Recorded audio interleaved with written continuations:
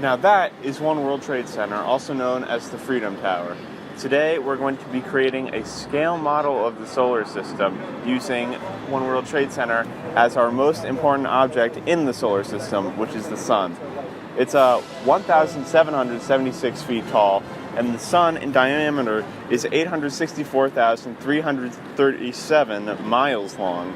So we are going to use in our model that as about the diameter of the sun, because it's the biggest building in the Western Hemisphere, so it's the biggest we're going to be able to get. And we'll calculate how far away each planet would be and how big each planet would be based off of this scale. Let's go.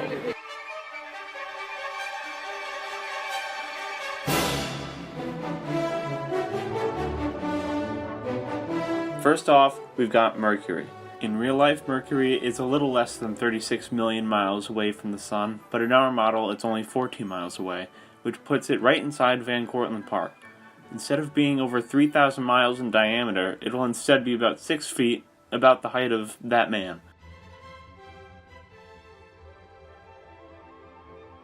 Next is Venus at 7,520.8 million miles away from the Sun, or 26 miles in our model, which places it at the former Tappan Zee Bridge and new Mario Cuomo Bridge. Venus would be about the size of that car right there, only 15 feet in diameter.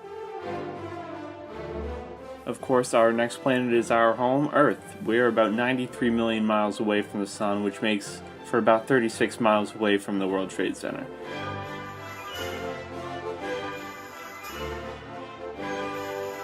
Here we find IBM's Watson Research Center. The Earth in our model would be about the size of somebody's pickup truck in the parking lot, 16 feet.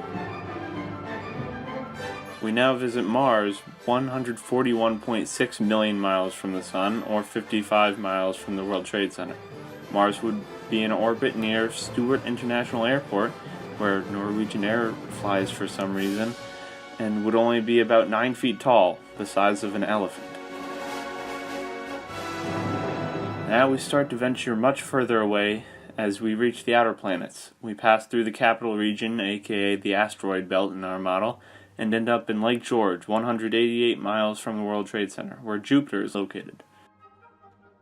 Here's a very low-res picture of me with my grandparents while visiting Lake George, and if Jupiter were there in our model, it would be the size of Disney World's Cinderella's Castle at 179 feet.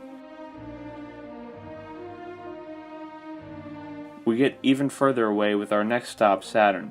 Saturn is over 890 million miles from the Sun, which is good for 347 miles from the World Trade Center. This lands us in North Montreal, where Saturn's diameter is about 149 feet, the height of that building.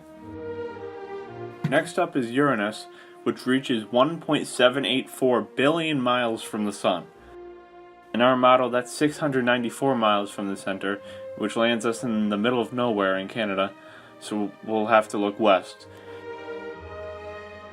Uranus can find its home in Gary, Indiana, home of the Jackson 5 as well. It's 64 feet tall in diameter, which is about the length of a cricket pitch. Lastly in our model is Neptune, which is 2.793 billion miles away from the Sun, or 1,087 miles from One World Trade Center. This puts us in the heart of Miami, Florida. Neptune would have a diameter of 63 feet, which is about the length of a bowling lane, if they ever put a bowling lane in a street in Miami. Obviously, this model shows just how minuscule planets are compared to the distances between them, and still this model only takes up a fraction of the Earth. You may think our next nearest star, Alpha Centauri, would be on the other side of the Earth, or even as far away as the Moon, but no. It would actually be almost 20 million miles away from the World Trade Center in this model, out in the middle of space, which really puts just how big space is, and how small we are, into perspective.